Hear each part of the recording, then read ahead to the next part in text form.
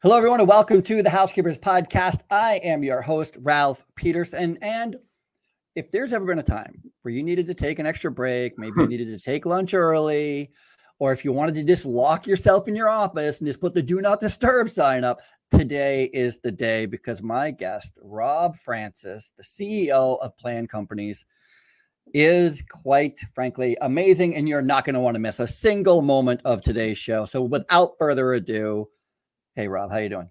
Good. Good morning. Thanks for having me. Thank you so much for being on the show. I'm so excited to have you. I'm so excited to learn your whole story, because Plan Companies is humongous. Not yet. We're building and growing on the marathon in a good way, but we're trying to make our mark.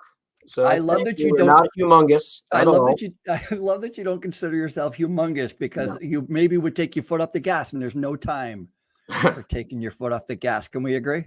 Agreed. And believe me, I think that where we're at now, we're not a startup anymore, but we're certainly not where we believe we can be. And as you know, our industry is pretty substantial. So we're trying to become relevant in every market that we service and more. But it's a journey. So we're very happy to be on it, but we're not close to where we should be. No question. And I love how massive this industry is. I love how many different facets there are. It's the best. There's absolutely no lack of opportunity. Yeah, actually, from an earlier podcast you had, when you're talking about the need of the service, one thing we don't create the need. Buildings need to be cleaned. They need to be serviced. So when I'm in New York or walking with my family to dinner, you pass this building, this school, this office building, this residential complex, they all need our service. It is a massive industry that has a need for all of our collective services. Buildings need to be cleaned. Many need to be secured. So the need's there. Now more than ever, of course, Ralph, with these times, and which really put us into a good spotlight, but we're not creating the need. It's there. It's just, can you do it? Can you do it better, than the rest? More consistent? Are you reliable? Are you accountable? Do you live your values? Do you answer your phone? All of it. So do you answer the phone? Are you showing up? Yeah. You actually care. And are you going to be there? Do you want it as much when you got the business as 5 years in? I mean, because you really just can't fake this business. You either love it, you have a passion for it, you deliver. And most of the groups that I've met through your podcast and through the industry for 23 years, word of mouth is a huge part of what happens. 100%. And you can't really fake it. You're going to live it, you're going to believe it, you're going to breathe it and do it. Or now, even more than ever, with all the social media, you can build a company over 120 years and in 120 seconds. You can watch it, take a lot of shots and get knocked down if you're not true to your core and who you are. So, I have been training managers and leaders and working and trying to promote people. I am, as we talked earlier, I'm one of those people who came from literally nothing, just trying to figure out my own way and trying to swim upstream. So I have a big soft spot, a big heart for the underdog. I'm always rooting for people, and I'm so willing to give my time and effort and dollars to help people get out of generally their own way. But I was at an 8th grade graduation years ago, an 8th grade, like of all places, an 8th grade graduation. And there was a teacher who was retiring. So of course there was another teacher who was doing like this little speech about this teacher that was retiring. And she had this turn of phrase. She said that this teacher had spent the last 30 years teaching kids to finish what they start and mean what they say. I got to tell you, I get chills now. So even just remembering that, like, that's it. You want to know, how do you get ahead in life? Finish what you start. Yeah, I like mean that. what you say. It's kind of like just table stakes stuff that either you're going to live it or you're not. Like, as corny or whatever as it sounds, like, even the core values, you can write them on a wall, but if you don't live them, if you're not really finishing what you started, if you're not doing what you say, you just don't have any credibility. And so for us, we try to live it, breathe it, hire on it. Our culture's surrounded with it, but it's some basic stuff, like IT that we I love teaching too. I love empowering and engaging with our team.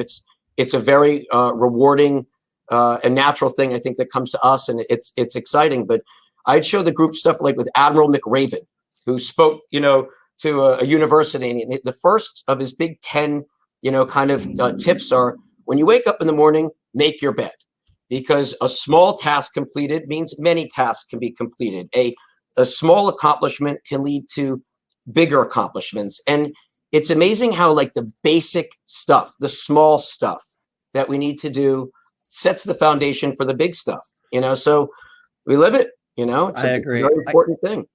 I love that.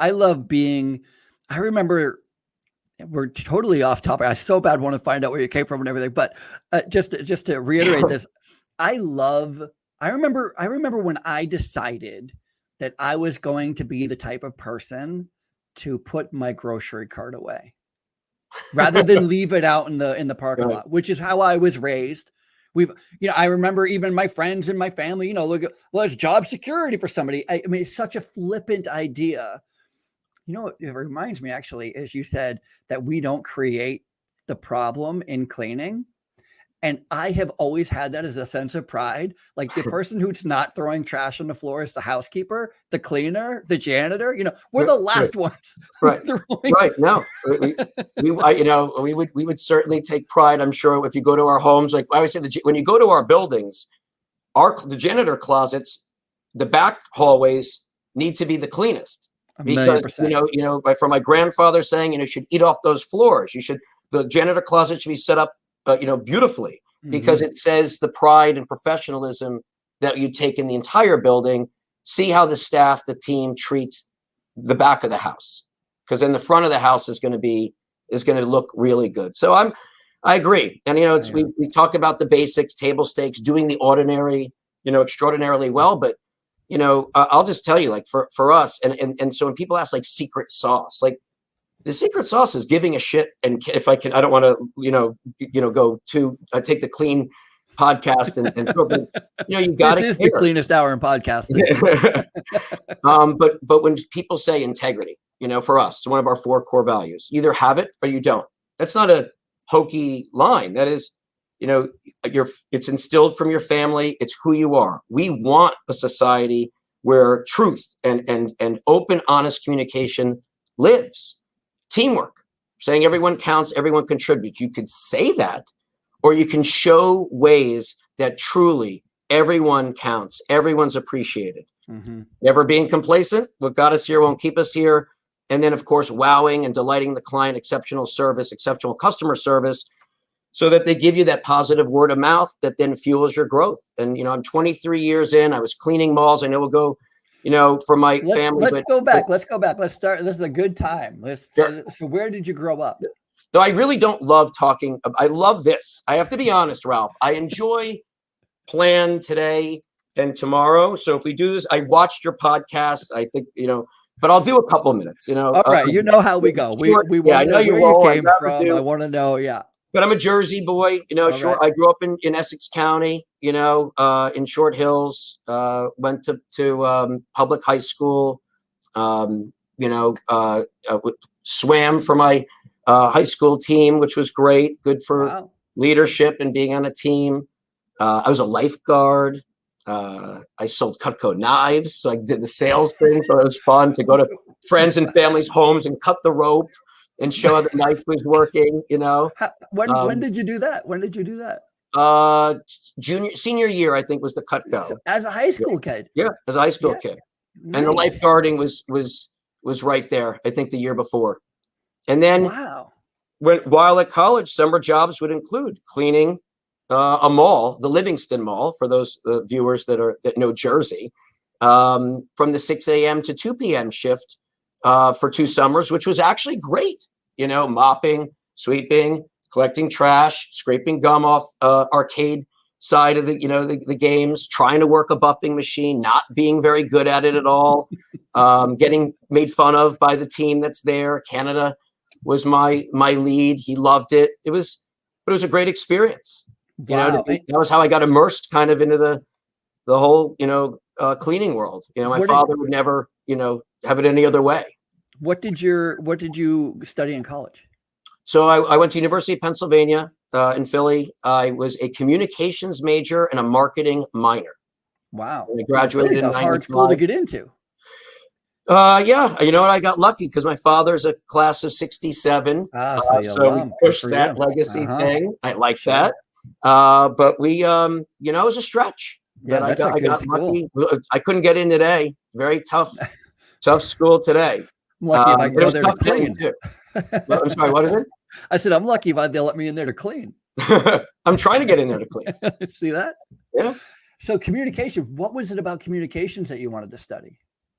Just something that I guess I was attracted to, like, you know, marketing, messaging, whether it's political communication and watching elections, you know, when JFK and Nixon, when they're on TV, and what type of influence that messaging could have, film and radio and all of it. Like, look where the world is today. Yeah, no And that's why question. the marketing was a good complement too, because I always enjoyed kind of that, you know, idea of you get have a great service, a great product. How do you promote it? How do you sell it? And how do you create something, you know, from the beginning that's going to attract the audience? And Yeah, so I was always into that. You know, you know, I have my father was a very left-brained, quantitative financial guy. I wasn't really. I was more like extroverted, or am, and right-brained in terms of, you know, loving to create a vision, passionate about what we do. So we were a great yin yang for when I entered the business in '98 to when my mom and dad kind of officially I'll go through the whole journey, but, you know, we became a public company. Oh, we'll do it in order, but, you yeah. know, I learned Well, a lot from him, you know. So let's back up. So your grandfather started the company. my great grandfather Great started grandfather. in the real estate service business as a window cleaner in Newark, New Jersey, when all you could do is have a bucket of water, you know, a rag, and started getting storefronts to just clean the windows and the squeegee. Wow. And so that was good. You know, window cleaners, one store, one building, great. My grandfather goes to World War II, comes back, and takes the window cleaning business to the next level. New Jersey, Connecticut, some New York, and added janitorial, housekeeping, janitorial, and maintenance to the mix. Which is a real easy transition because you're already there. You maybe have Yep. some other skills. I can run a broom as well as a squeegee. Yep. You're dealing with the same property Person. managers, Yep. community managers, developers, owners, same end users, labor, service. It was a natural. And it's a great business for starting out, you know, in the world or in the industry, from window cleaning to janitorial maintenance. And we were doing commercial, multi-tenant, and enclosed shopping centers in the beginning. So this is now 40s, 50s, 60s. And then my uncle and my father in the 70s go into the business, and really, you know, it starts to take off in the mid-Atlantic with my uncle, and really in North, you know, in Jersey, and in Connecticut, New York. They sell the business in 1984 to a company called Pritchard. You probably know Pritchard. Pritchard's a very large one. ISS, I think, either bought Pritchard or there's some conglomerate. And then in 1988, Planned was born, Planned Companies. And the notion was, if you fail to plan to fail. If you're not a thoughtful, organized, accountable, detail-oriented person in our world, you're not going to make it. Now, so I liked it. I thought that was cool, like plan, because people are like, planned companies, what is that? Yeah. And so that was, and then we added security and front desk concierge, and we'll get to that, a natural extension because the labor's there. You know, you're, again, same end users. Buildings now have the need, they have to be cleaned, they have the maintenance. So the front desk, the security, loading docks, gate houses, you know, there was a need. And that was a vision from my father at Planned. And it just, when I came in '98, it was just sitting there as like the seed had been planted, but we weren't really going after some of the market the right way, or the big boys. And it's just one building. That became a great extension to where we are today. Over 4,800 employees in 10 states. Organically, proudly, we've grown over 100 million over the last, you know, 11 or 12 years on the basic stuff that we're talking about in 08. We became a public entity. So my family in 07, as we were growing, my parents wanted to take chips off the table. I didn't blame them. We went to we became like a 30 million engine that could, and we were expanding. And, you know, a lot of companies looked at us, great institutional banks, you know, different firms. And fortunately, we partnered with First Service, NASDAQ public company out of Toronto, Canada. And it's been a phenomenal partnership. We work with everybody on residential, commercial, but, you know, they have their brands as well. You know, CertaPro Painters is under First Service, Paul Davis Restoration, California Closets. Now they have First Onsite, the largest restoration, you know, vertical, I think, in this country. Wow. So it's been phenomenal. Sure. I'd love to back up just to unpack a couple of things, because there are so many things here. First of all, where does your family from? So when your great grandfather started this business, Polish immigrants coming in. So when did he immigrate? That's what I want to know. He from Poland here. No, when? What year? So 1898 he comes over. Wow. Yeah, wow. No, we're early. Very early. I'm talking about you know, at a very young age coming to Newark, to Jersey.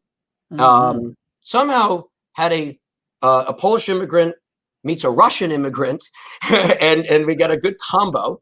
And yeah, it was off to the races. My like I mentioned, so he starts young.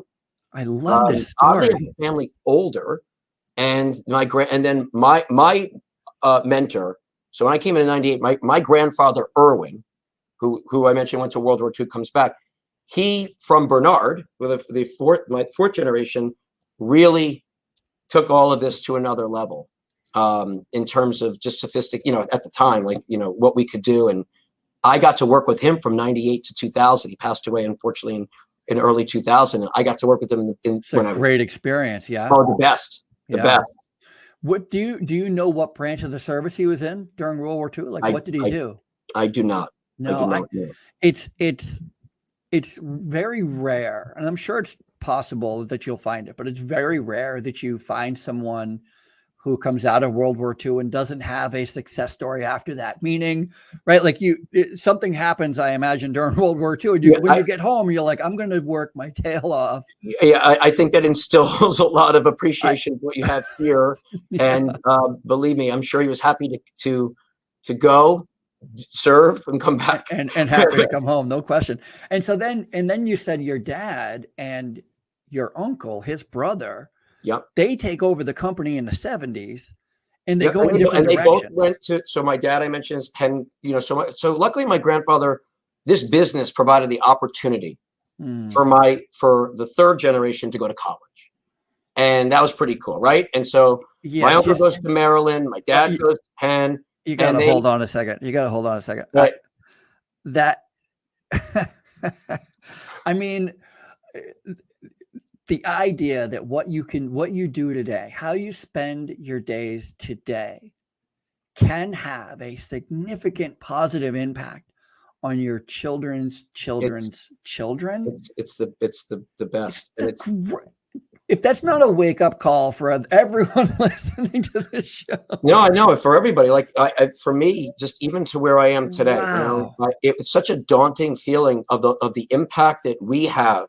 You know, to have 4,800 and growing as a team, their lives, their families. I want to provide a foundation. Not just me, this planned team. Who our COO is a janitor, cleaning Lollapalooza concerts and meth clinics and banks, and he runs a large company. We have vice presidents who were security guards and were janitors and executive directors. So to have it's humbling, but to know it's that humbling, it's amazing. Do that, and to have that promote from within as a reality, and to want to create career paths, opportunity, for growth here. It's or anywhere to give the skill sets it's the best. And I think that's amazing. Why also our employees, I believe, for being where we are today and where we're going tomorrow, they know, I believe that we live it and care so much that even with how big we are, and I'll give you a quick topic, but 85% of our workforce is non-union, and we're not anti-union. 15% is site-specific, United Workers of America, Local 68, where it makes sense. But we're not a company where our employees, I think, need to feel that they can't go to HR or to ops. I think they know that we're trying to get up every day and make sure not just that you have a job, but that we're building and growing to create other jobs and more opportunity, and that you don't need to have these arbitrary, type of rules thrown in and bumping and this and that the actions here. So I know it's a digression, but I think that's why we're able to do one of the reasons we're doing what we're doing, and clients love us for it, employees love us, and kind of live, Ralph, on this: happy employees become loyal, service profit chain, happy clients become loyal. Our why isn't just to make money and to be profitable. Our why, or our mission, right, is to enhance the quality of life for the very lives that we so proudly service, those who work with us and those we work for, and we passionately live it. That's how we did it. So it's yes, really great. It's awesome. It's an awesome feeling. And let me put this out there as well, because I love the idea that your great grandfather was able to take a squeegee in a bucket and create a future for future generations. It's just amazing. And when I first started in commercial cleaning, I've been cleaning my whole life, and just kind of like cleaning condos. Now I'm cleaning houses. Now I'm cleaning at a hotel. But actual commercial cleaning, I got picked up by a commercial cleaning company. So I was working in a nursing home cleaning, and then they hired a commercial cleaning company. And this is what I didn't realize at the time. If they did not come in, if they're a commercial company, cleaning company, did not come in and take over the commercial cleaning services, I was at my ceiling in the nursing home. I was a housekeeping director. That was it. There was no regional housekeeping director. There's no district or house. So that's why it's so valuable to have companies like yours. There are so many. You can start out being an operations person, a frontline cleaner, a frontline supervisor, and become the COO of the third largest cleaning company, facilities janitorial company in the United States. And we are trying, I love it. And we're trying to create more career paths with our industry partners, looking with NAA, National Apartment Association, with BOMA, with others. Can we create career paths where if the ceiling for desk or security or maintenance is here, do you have opportunity elsewhere? Could they do leasing? Could they do management?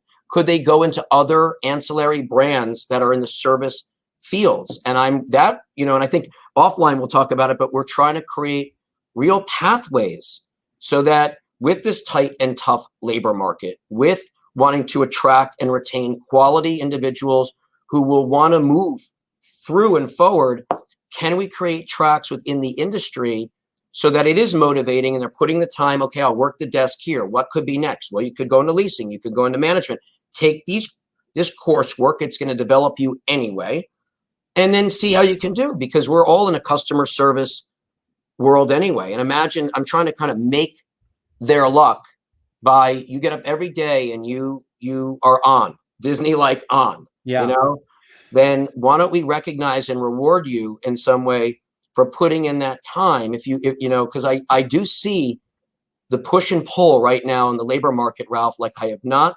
seen in a couple decades. And that is the loyalty part of it. They're not going to stick around for, just because of a few, I guess, things that go on. They like the recognition.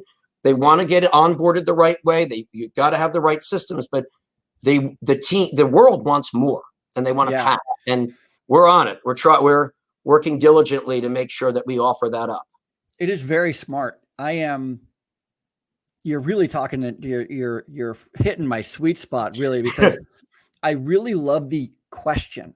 I don't have the answer. It's a question. And that is, and I think it behooves everybody to ask this question sincerely. And it sounds like you really are. And the question is this: how do you take how do you take an employee in, regardless of their level, regardless of where they come from? How do you intake an employee? And if they want to, and they have the ability, how do you move them from entry level to the top. What are the steps? And you got to be mindful, and you have to be proactive. You can't. I love that your company's name Plan Companies. You have to have a plan. Yeah, can't wing it. You can't wing it, and it's so super important because I think what gets kind of lost in this, right? There's two different tracks that I'm interested in, and one track more than the other. There's organizational behavior, and then there's organizational development. And somewhere in the middle is something called organizational psychology. I'm sure you know all this, right? Where you're kind of looking at the combination of both. And I think if I were to continue my studies, that's where I'd want to be, right in the middle, because I'm less interested in organizational behavior as I am in organizational development, only because I like the idea of people being able to choose. But what I'm trying to say is, instead of trying to go, hey, let's develop a company where people are motivated and they feel appreciated, instead create an environment where people who are motivated can come in and excel, right? Like it may be a nuanced kind of. But you certainly, if they're not motivated, they're not going to take to the development or to the path. So you certainly want to keep that fire going. And I think it planned when the world was, when we were doing our town halls together, when we love the get-togethers of recognizing, having these moments where you're impacting and inspiring and recognizing. And so we look to do that always. Like that's part of the planned culture. We work very hard. We have a great time, celebrating our milestones and we keep going on the journey because that's very important. But yes, they need then what tracks or what development is next. And I think that's where we're trying with technology, with effective communication, with things that we're doing to reach the hearts and minds, as I like to say, of the team, offer different and let's say more choices than the pack. And we take pride in doing it. And I think part of the good for us of being in a public domain and having this infrastructure is we can create systems to reach over 4,800 dedicated and growing team members and in English, in Spanish, and get, click this link for this, survey or this contest or this information, especially like during a pandemic where you want to get information out consistently, to log in here or click here to make it easy to take this course or to opt in. And so there's so many things that we can develop it. We can roll it out in a very efficient way. Yeah, no, I agree. I agree. It's super important. I like the idea. I have a friend, John Disselkamp, who owns a cleaning company in Louisville, Kentucky. And he says, we were talking about staffing because staffing is such a bear. And I said, how are you doing with staffing? And he goes, I generally don't hire anybody who's currently on a couch. I only hire people who are currently working. And it's such an interesting, right? Like, cause we're talking about motivation. Yeah. And it's to his point, it's way better to find motivated people who are already motivated than to try to motivate them. Like you can only incentivize so much, You are so right. Like, and so a hiring methodology I took from another 4-generation family, Nordstrom: hire for attitude, train for skill. We can train skill sets. You can't teach someone to be a positive person. Your friends, right? Like if they're not passionate inside or motivated, it's hard to teach someone to be positive, to be passionate, to have integrity. So we use a thing called iPlan, but methodology for screening to come into this planned society: integrity, passion, longevity, wanting a career, not a job, attitude, being positive, and never being complacent. And we use our predictive index of could you make it here? Now, I wish it was there's no perfect science. These are incredible human beings on the journey. And I I'd love to perfect the retention aspect of this business, or there's no perfect, but to get to a turnover that is the best in the industry. And I think we are getting there in terms I agree. of employee retention, which is huge. We got it. We've ways to go, but we're getting there. Warren Buffett, and I just wrote it down this morning, so forgive me for just looking at my notes, but Warren Buffett said he hires for 3 things: integrity, initiative, and what was the third one? Integrity, initiative. and intelligence.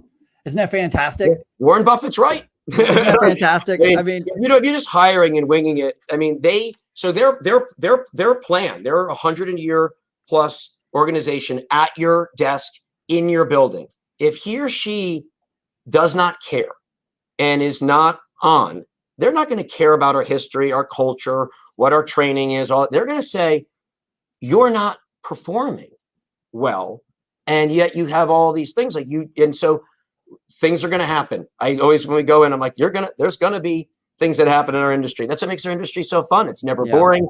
You never know what one day is going to be to the next, but your consistency level, the continuity needs to be at a certain point.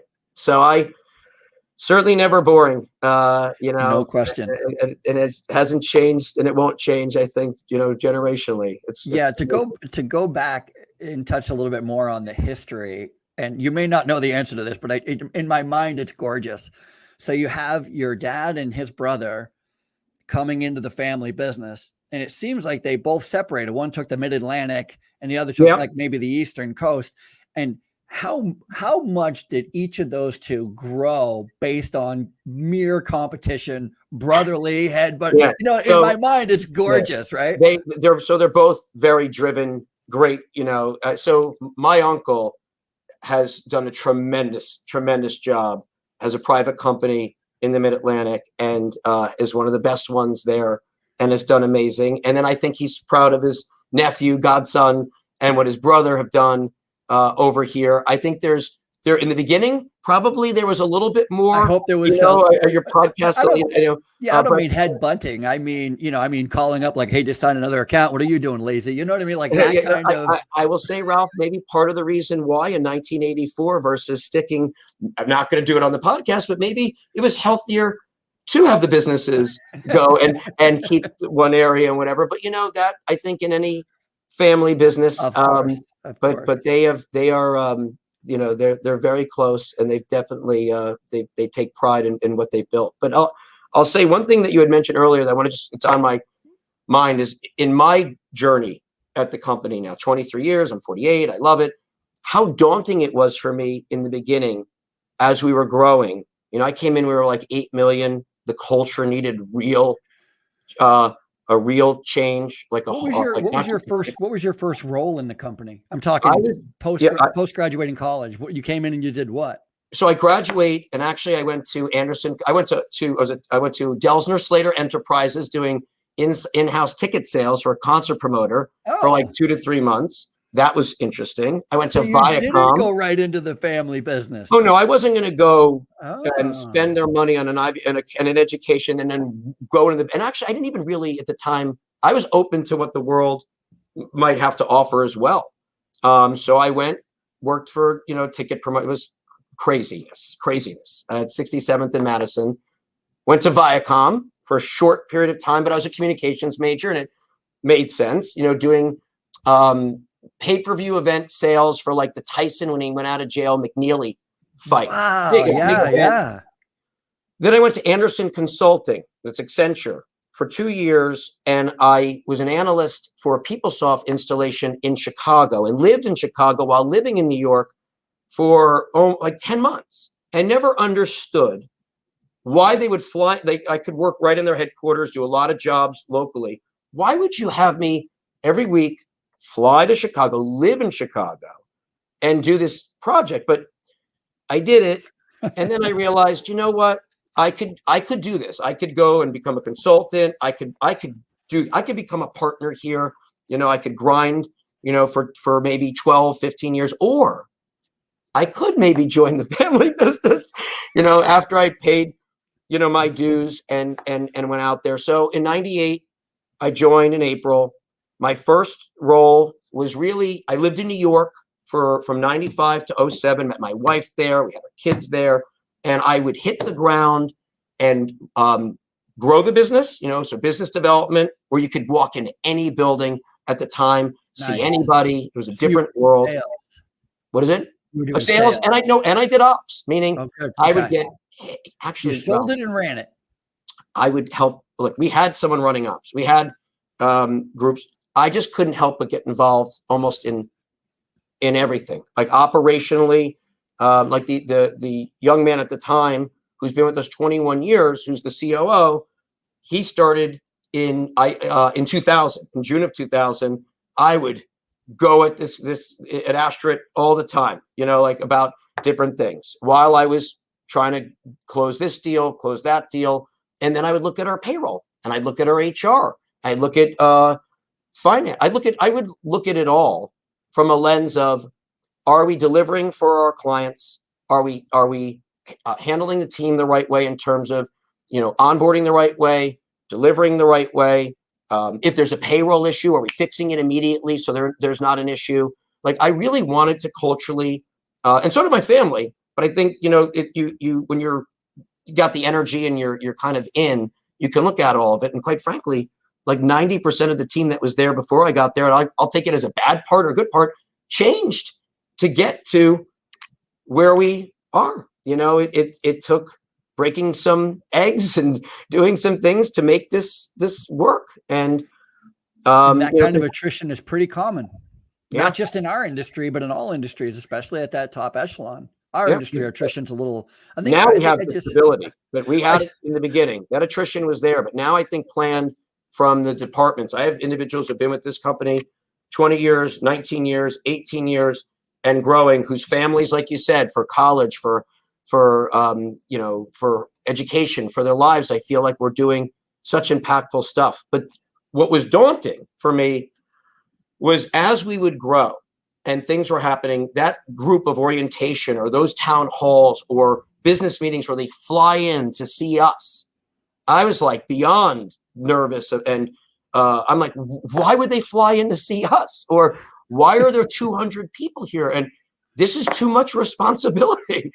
And I think it took me a long time to get, and I'm never fully there. I'm always, pumped up, but to get comfortable that we should be, a 30,000, 20,000 person, $1 billion company, not because of, like some, brass ring, but because we're living it. We're out there really doing it. So it took a while though to be comfortable that people might fly in or that I'm going to speak to hundreds of people or whatever, because we have something, or that all these lives want to make sure, how are you handling a pandemic? What are you doing in terms of communication? How are you doing the PPE? What's your health and wellness check system? How do you make sure disinfecting? And it was a lot, but I feel like it took a while, but not just me, but I think my team, who really stepped up, and it's a very tough environment. I think a lot of us have grown up in our roles, more comfortable in our skin, where we really think we're just kind of scratching the surface of what we're going to be. And I, quite frankly, I love when I watch to watch the podcast. I see we're all entrepreneurs in some ways, but I see the starting passion and fire, and I love it because I look at like, okay, I was like that in 10 years ago. I was like that in the beginning. I'm still kind of like that, and I think it's awesome. Yeah, I agree. And to just highlight what you're talking about this whole mindset shift, and it doesn't matter. This mindset shift, by the way, is incremental, and it doesn't happen all at once, right? I mean, I remember when I first started my first cleaning business, cleaning houses on my own, the idea of having somebody clean an account for me without me being there. Yeah. I mean, that was a mind shift. That was really hard to do because I felt I was the only one who could clean. I was the only one who could do such a good job. And there's no way to grow unless you get unless you get over that hurdle. Yep. And so then you're so right. It's the same thing that you went through, because it's hard. Just another step, but it's the same transition. It's the same mindset that you have to overcome. Yep. And it's trust, and it's culture, and it's development. Because believe me, I used to tell people, call my home, call my cell. And I was wearing that with such a badge. And then when I partnered up with First Service, they're like, look, the fact that they can call you is great, but they shouldn't have to call you. Yeah. And I get it. At some point, you're getting in the way of the operation. You need the group to embody the culture and the values. Mm-hmm. And if they do that we're in Atlanta and we're in the Mid-Atlantic. So, and if they're doing it we have like 6 main markets, I'd say, if they're doing it in those markets, in California in Boston through the Northeast corridor, then you're doing something special. And we say it like, the burger needs to taste the same.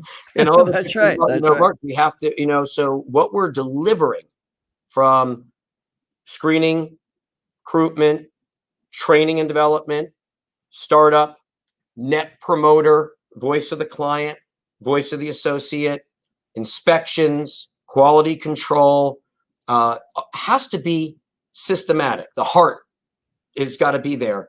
Now, things can be nuanced for the building, whatever, but your core needs to be there. And that's how you can grow. I've never good or bad, I don't sub out a lot. I mean, very, very little. It has to be some big thing. I think that's where I kind of lose a little bit of, well, why don't you, I love our industry. I have a lot of vendor partner colleagues, and I love the ebb and flow, but I haven't subbed out very much because I do believe in our system. I just wish I had got to get a bigger farm system, a bigger bench going with the labor market. Cause I mean, they have the assisted living healthcare. I bet you could line up, there would probably want 1,000 individuals right now, trained, qualified, ready to go, like from what I'm hearing. So 1,000,000%. There's over 50,000 healthcare facilities in the United States. Is it really? There's 17,000 or just under 17,000. Maybe it's under 16,000, 15,000 something nursing homes. There's 7,000 hospitals. I think there's like 35,000 senior care facilities. Wow. So just take that vertical alone, where the people, the products, and the process, you can't fake, better be spot on. And you see what, when they're not, or when things aren't, I mean, same with schools. Like Planned is really getting in schools now, charter schools, private schools, public. I have 2 kids now. They're 16 and 15. Like I want the schools cleaned a certain way. With 1,000,000%. And so that's what I'm like, we really should be pushing to get into schools, because I wouldn't leave that to just anyone to make sure that environment is handled methodically in the right way. And nursing homes and assisted living, they're very hoping important that you have that down. Otherwise, yep, absolutely. And it's very high, it's highly regulated. So the CDC's always got their nose in it. The Department of Health's got their nose in it. Right. I'm sure they do their checks. Yeah, I'm sure they do. And I'm sure that you have to be from a lot of these facilities now. Spot on. So. And this is so funny. I'm going to say it this way. The number one thing that the CDC and the Department of Health, or the Department of the DOH, the number one, or CMS, the number one thing that they require for cleaning in healthcare is to have a plan.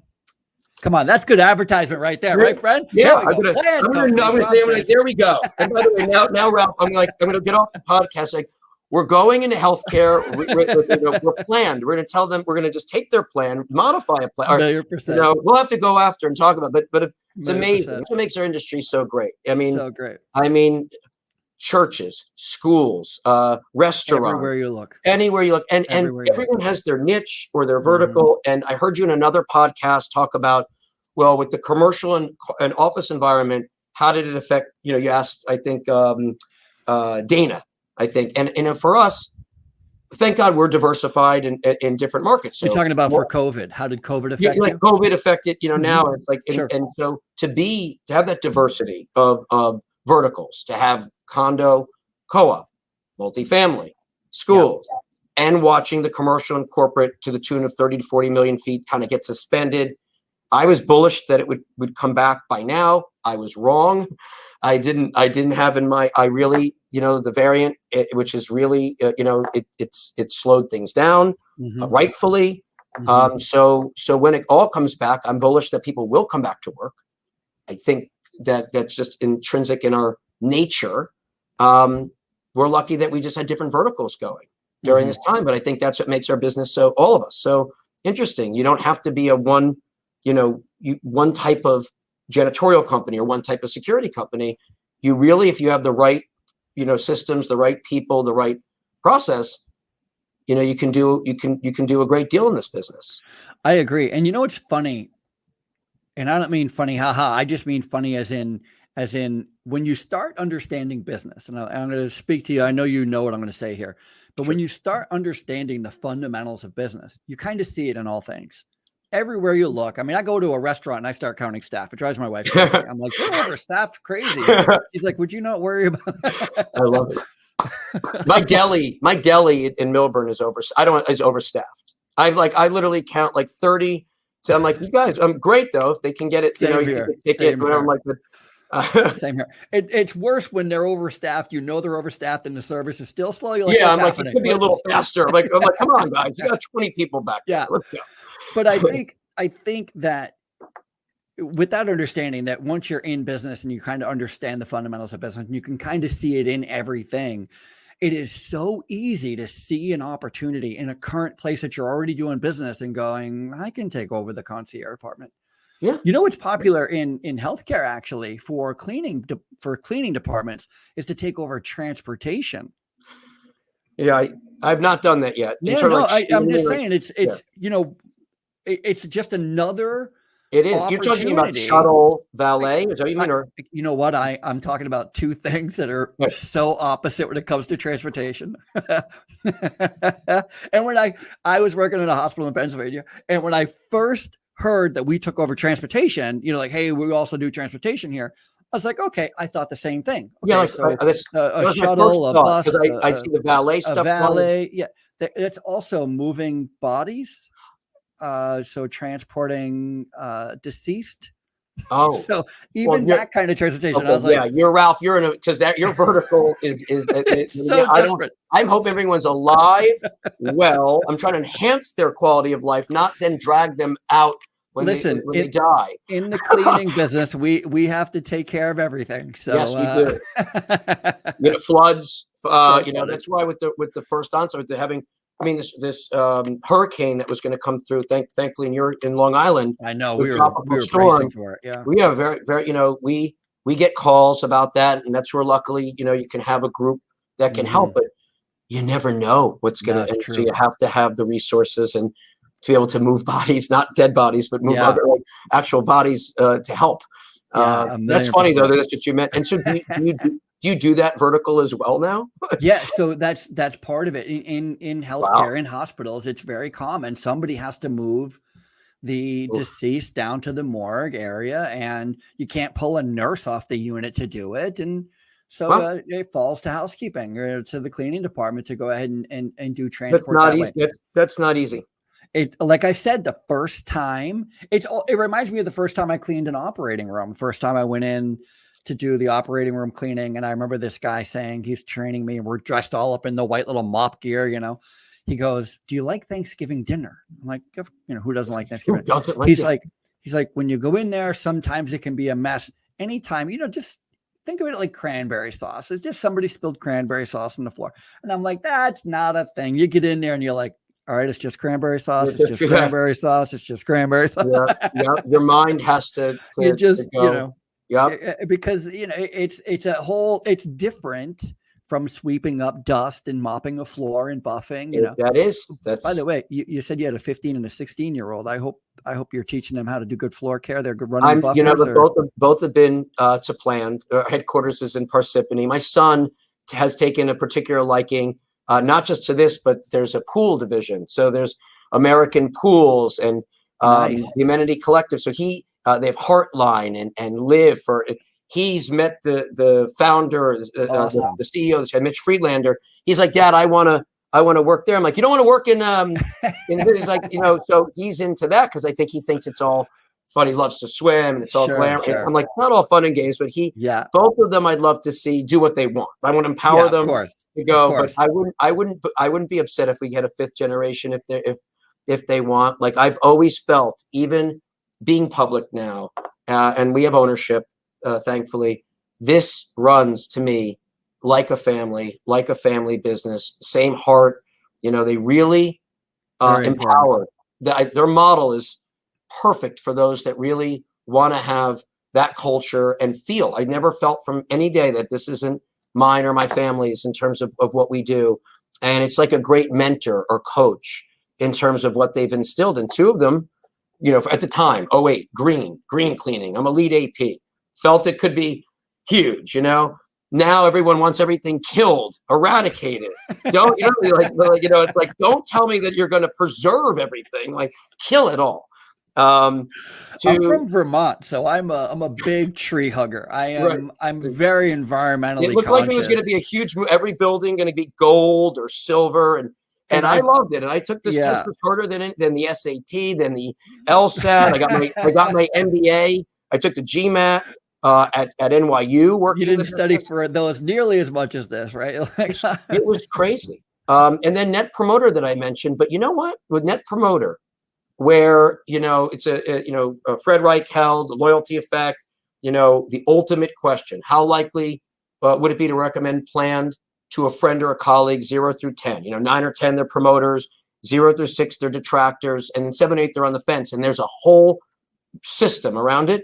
It's made this company so much better because if you take that feedback and listen and respond and acknowledge and look in the mirror and don't think and really just start to understand, you can really address. And some of the things, as you know, Ralph, and the viewers, like, it could be the uniforms, it could be the way you're sending reports, it could be how you're billing, it could be something that's very fixable, but and if you just listen to the feedback, our retention's been, you can't grow if you don't retain. Our retention's been huge. And so those two things have really helped. But yeah, it's a nice entrepreneurial feel here.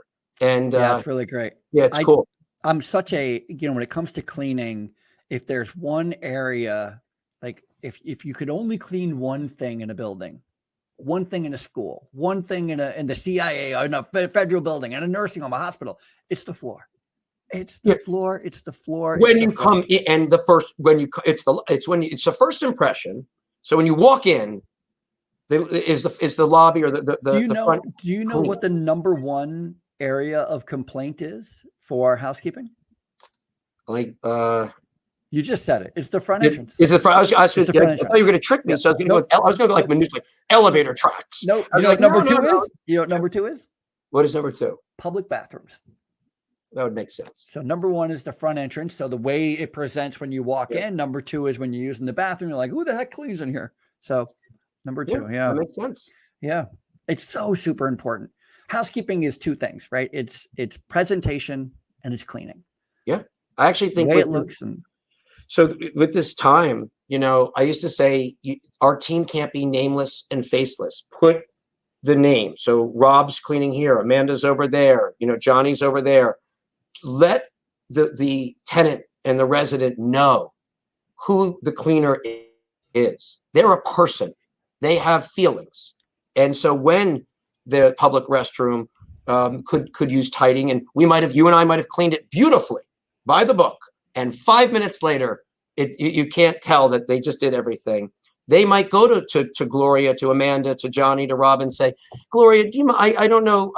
Do you mind? Like I think someone put all this the paper towels spread out, or to going to the lead and saying, the lobby last couple days, I've noticed the little streakage in the back, and so I take pride in the fact that we've been making, that's been before the pandemic, but trying to do in a psychology way, like, know your cleaners, know your desk, know your guards, because when they're human and you feel it, they're not apt to just go at the cleaning company, because there's heart and people to it. And then you really can get things done. If you care, if you're professional and all of that, you have the table stakes, but then they'll go to the person whose livelihood and career might be that floor, or that building.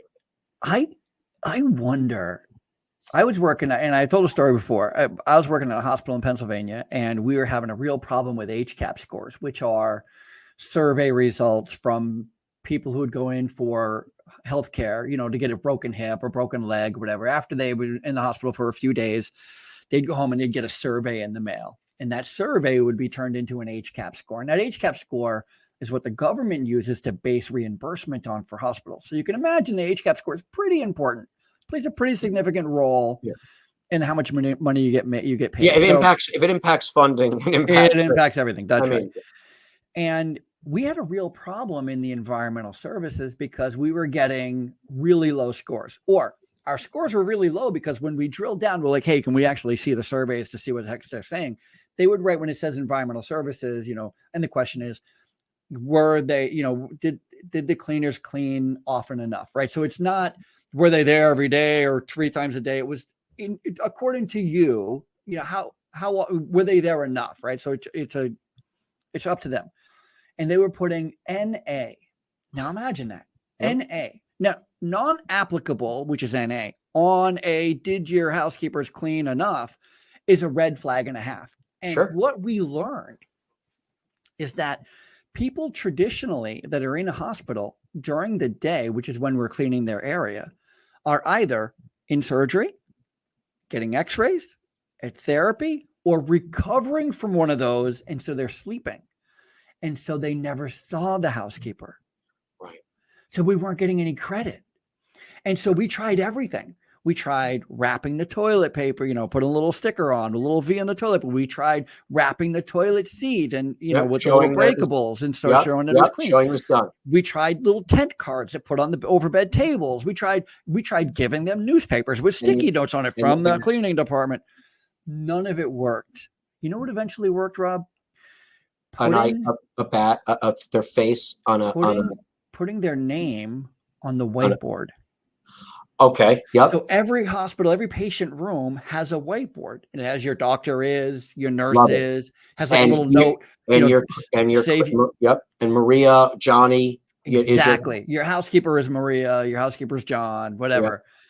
Yeah. And it made a world. And what about on their person? Could you But they weren't seeing the person. That was the problem. Oh, that's right. Okay. So they're not seeing the person. And so it changed. And I'm talking day and night light switch. Yeah. We went from getting no recognition to getting the best recognition because they knew, because the names change. If the name doesn't change every day, by the way, it doesn't work, right? Right. Nobody's changed that name. You see how that one step, and that's what I keep looking for with hiring, onboarding, like that one thing probably made. And then I take it the next time they did the HCAP scores, 1,000,000% different.